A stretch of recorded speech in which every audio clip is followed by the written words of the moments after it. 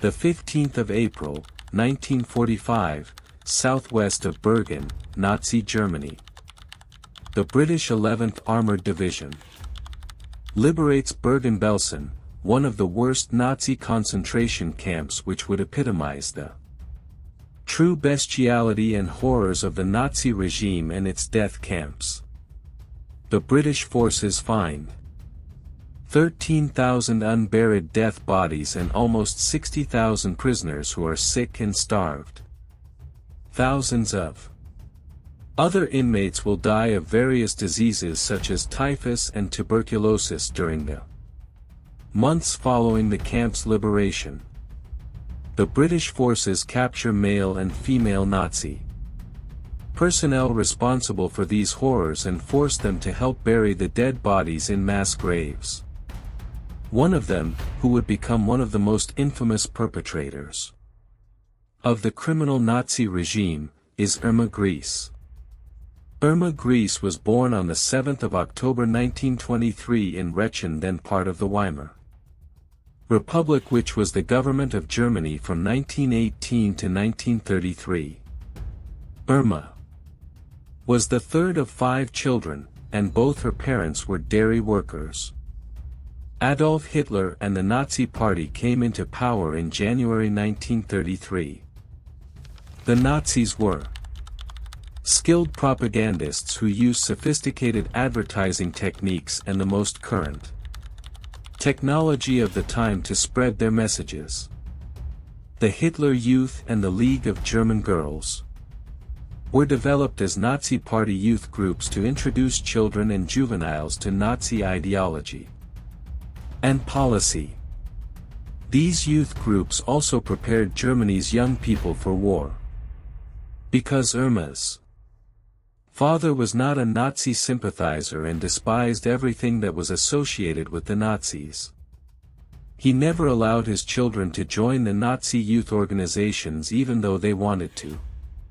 However, it was impossible to avoid Nazi indoctrination, as schools too played an important role in spreading Nazi ideas to the German youth. From their first days at school, German children such as Irma Grese were imbued with the cult of Adolf Hitler, and his portrait was a standard fixture in all classrooms. While censors removed some books from the classroom, German educators introduced new textbooks that taught students love for Hitler, obedience to state authority, militarism, racism, and anti-Semitism. In 1936, when Irma was 13 years old, her mother committed suicide following the discovery of her husband's affair with a local pub owner's daughter. She was then raised only by her father Alfred Grese, a devout Christian, who was very stern and strict with his children and would often use physical violence to discipline them. In school, Irma Grese performed poorly in academics. According to Irma's sister Helene, Irma was bullied badly at school and dropped out when she was only 14. She then stayed for 6 months on a farm working on agricultural job and then moved to Leuven, where she worked in a retail shop for 6 months as well. In 1939, at the age of 15, Grese went to the Hohenlichen Sanatorium, where she worked as an assistant nurse for about 2 years and trainer under sanatorium's medical superintendent Karl Gebhardt, a Nazi doctor who would later perform medical experiments on Ravensbrück Concentration Camp inmates during the Second World War. Grese wanted to become a full-fledged nurse at Hohenlichen Sanatorium, but because she did not do well enough academically, in 1941 at the age of 17, she was instead sent to a dairy farm in Fürstenberg where she operated a butter machine. Her criminal career in concentration camps began in July 1942 when she arrived in Ravensbrück Concentration Camp. Ravensbrück, opened in May 1939, was the only major women's camp established by the Nazis. In total, Some 132,000 women from all over Europe passed through the camp, including Poles, Russians, Jews, Gypsies, and others. Of that number, over 92,000 women perished. Ravensbrück camp was staffed both by SS men, who served as guards and administrators, and by 150 women, who served as supervisors. These female supervisors were either SS volunteers or women who had taken the job for the good pay and working conditions. Ravensbrück also housed a training camp for female SS guards who were taught by Dorothea Binz, the sadistically cruel German Nazi officer and supervisor, who instructed her trainees on how to handle the prisoners that they were going to supervise. These prisoners would have to work until they died, and the task of their supervisors, such as Irma Grese, was to get a maximum amount of work out of them whilst they were still alive. Ravensbrück thus also became a training center or a school of violence for about 3,500 female guards who went on to serve either there or at other concentration camps. Starting in the summer of 1942, SS medical doctors subjected prisoners at Ravensbrück to unethical medical experiments. The main coordinator of these experiments was Karl Gebhardt, and his assistants became doctors Herta Oberhauser and Fritz Fischer. They often used a hammer to break legs of female prisoners, then infected open wounds with aggressive bacteria and monitored the healing with and without various chemical substances such as sulfanilamide, which was an early antibiotic, to prevent infections, believing it could help. In treating amputee soldiers, they also tested various methods of setting and transplanting bones. Such experiments included amputations and were often performed without any anesthesia. The SS selected nearly 80 women, mostly Polish, for these experiments. Many of the women died as a result. Those who survived often suffered permanent physical damage. SS doctors also carried out sterilization experiments on women and children, many of them Roma people, in an attempt to develop an efficient method of sterilization. They were also involved in forced abortions of women who were already 7 or 8 months pregnant. In addition to these forced abortions, they were also known for the beating of pregnant women to cause miscarriages and the killing of newborns. Irma Grese knew Karl Gebhardt from Hohenlohen Sanatorium, and it is believed that at Ravensbrück Grese, then 18 years old, also served as an assistant nurse during the experiments and was exposed to atrocities, which might have had a damaging impact on her personality, turning her into a violent sadist. When she came home in 1943 and told her family that she was supervising the prisoners working inside the compound at Ravensbrück, her father gave her a thrashing with a belt or a whip and forbade her from coming home again. In March 1943, Irma Grese was deployed in Auschwitz Birkenau, which was located in German-occupied Poland. Birkenau was the largest of the more than 40 camps and sub-camps that made up the Auschwitz complex. It was divided into 10 sections separated by electrified barbed wire fences. It was patrolled by SS guards, including, after 1942, SS dog handlers. During its 3 years of operation, it had a range of functions. When construction began in October 1941, it was supposed to be a camp for 125,000 prisoners of war. It opened as a branch of Auschwitz in March 1942, and served at the same time as a center for the extermination of the Jews.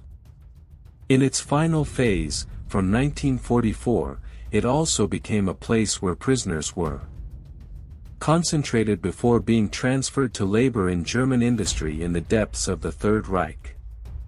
According to Irma's sister Helene, when Irma was a little girl, she was frightened to stand up for herself, and would run away to avoid a fight. At Auschwitz, however, Grese found herself for the first time in a position to strike people when they could not strike her back. And she enjoyed it. Grese would become one of the most hated and feared guards in the camp, and she owed her infamous nicknames, the Hyena of Auschwitz and the Beautiful Beast, to her cruelty and brutality.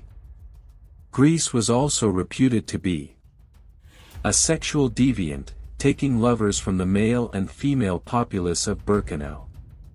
She was also alleged to have had affairs with the infamous Dr. Joseph Mengele, as well as Joseph Kramer, the commandant of Auschwitz-Birkenau and later Bergen-Belsen concentration camp.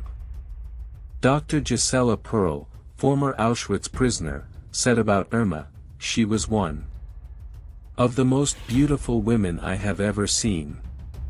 Her body was perfect in every line. Her face clear and angelic, and her blue eyes the gayest. The most innocent eyes one can imagine. And yet Irma Grese was the most depraved, cruel, imaginative pervert I ever came across." In her memoir 5 Chimneys, Auschwitz Survivor, Olga Lengyel writes that Grese had affairs not only with Dr. Mengele but with many other Nazis as well. When it came time to select women for the gas chamber, Lengyel noted that Irma Grese would purposely pick out the beautiful female prisoners due to jealousy and spite.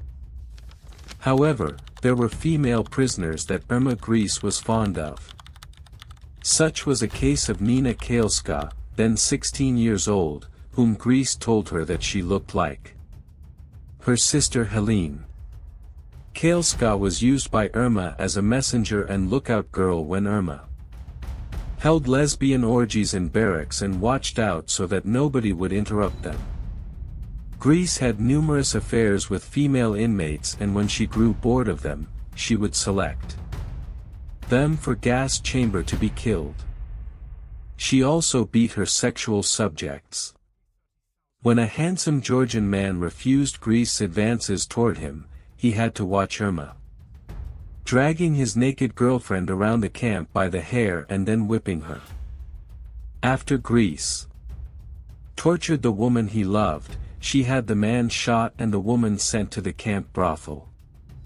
When Mengele discovered that she was having affairs with Jewish inmates who were deemed racially inferior, he ended his relationship with her. At Auschwitz, Grese fell in love with SS man Franz Wolfgang Hatzinger, who was the chief engineer of the Auschwitz I construction department. Despite this relationship, Grese had so many lovers that at one point, she developed sexually transmitted diseases, and according to Olga Lengyel, she had numerous abortions. Dr.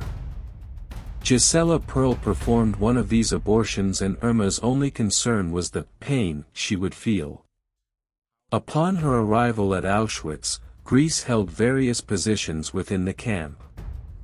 At first Grese performed telephone duties, then she was transferred as a sort of light punishment to be in charge of the commando which carried stones from the outside into the camp.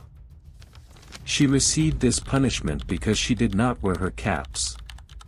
She was also in charge of the commando making the roads inside the camp and the gardening work. In May 1944, the extermination of Hungarian Jews was to take place. During 8 weeks from the 15th of May to July 9, 1944, Hungarian gendarmerie officials, under the guidance of German SS officials, deported around 424,000 Jews from Hungary to Auschwitz-Birkenau, where, upon arrival and after selection, SS functionaries killed the majority of them in gas chambers. The same month, at the age of 20, Grese would become the senior guard of Birkenau's lager or Camp C, supervising 6 or 7 female guards who changed every week. Camp C consisted of 28 blocks where prisoners were accommodated, as well as other blocks such as a food block, 2 stores with underwear and clothing, 2 or 3 blocks for latrines, and 2 wash houses. Normally the accommodation would only have been suitable for 100 or a maximum of 300 prisoners. But the camp was overcrowded, that Grese had 1,000 prisoners in each block.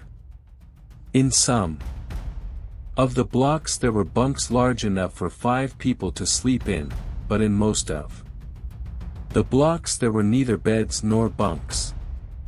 In Grese's lager C there were approximately 30,000 prisoners, all of whom were Hungarians, whilst the Blockeltessen were Czechoslovaks. The Blockeltester, block or barracks leader, was an inmate who had to ensure that rules were followed in the individual barracks and was also responsible for the prisoners in the barracks. Because the camp was overcrowded, sanitary conditions were horrible.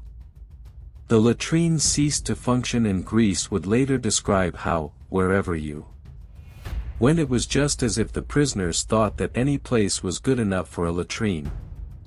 In the camp, she was infamous for carrying her woven leather whip, which was covered with cellophane so that human blood could be easily washed from it. She would stand at the gate when the working parties were going out and coming in and regularly beat inmates therewith her whip only because she enjoyed it.